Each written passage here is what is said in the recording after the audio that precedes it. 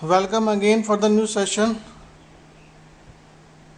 This is the circuit of a full wave SCR rectifier. This is basically taken from my book MATLAB and Assembling for Engineers, Oxford University Press by Professor A.K. Tyagi. So in this circuit I will demonstrate the working and design of a full wave SCR rectifier. As we are using SCR, which is a control switch, we can call it as a control rectifier also. You can see the input supply is 235 volts and 50 Hz, and I am using 4 SCRs T1, T2, which conduct in the positive direction when the input supply is positive, and T3 and T4, which conduct when the input supply frequency is negative. Output load is RLE, resistance, inductance and capacitance, which can be represented, or you can say modeled, as a DC motor. DC motor can be considered as a RLE load. So instead of E I have used C, capacitor, which acts as a battery as such. So here I am measuring average load, average current, load RMS current, load average voltage and load RMS voltage. Also we will view the load voltage, load current and the gate pulse which I am giving to the thyristor. So first check for the load. First we will simulate this circuit for purely resistive load. You can say that R 45 ohms, and view the output. So upon simulating this circuit,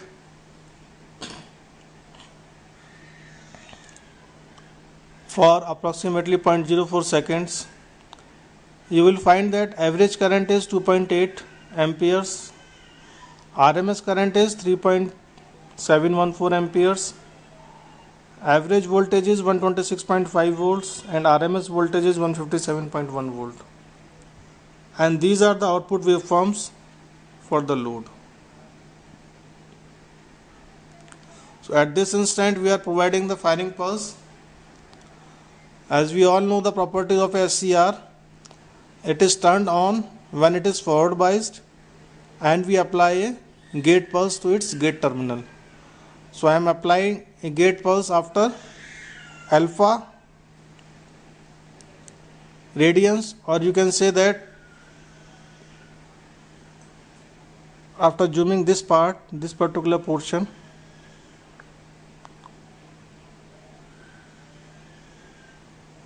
this one, you can say that approximately 0.2 into 10 to the power minus 3, that is 0.2 milliseconds approximately, we can say that.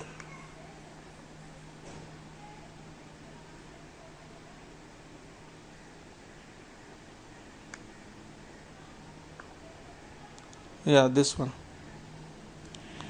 So this is approximately 0.2 millisecond. So whenever we are providing this gate pulse, it is conducting, so we are getting the voltage and current at the output load, which is 45 ohms at this one. Now again let us simulate the same circuit for RLC load. So inductance I have taken as 10 millihenry and capacitance of 10 microfarad. So again let us simulate this circuit and see the difference.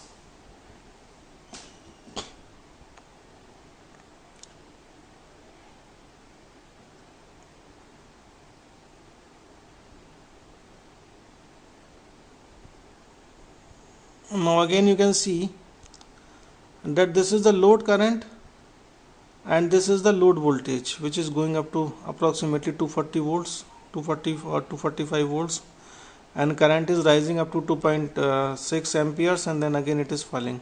So this is the current which is charging the capacitor, load capacitor.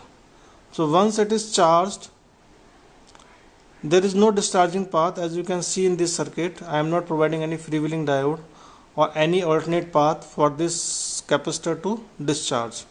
So once this is charged, the current from the source stops flowing to the load. So it has attained a voltage of 245 volts, which is approximately, you can say, equal to the supply voltage, 245 or 235 volts, whatever it is. So in that case, the current stops flowing and loads maintain its output voltage constant at 235 or 245 volts, whatever. So it is flowing only at the first firing pulse. We are charging the capacitor, it has been charged up to a certain voltage, and then the current stops flowing. As you can again notice, the average load current is 0 approximately. RMS is also 0. It is quite obvious.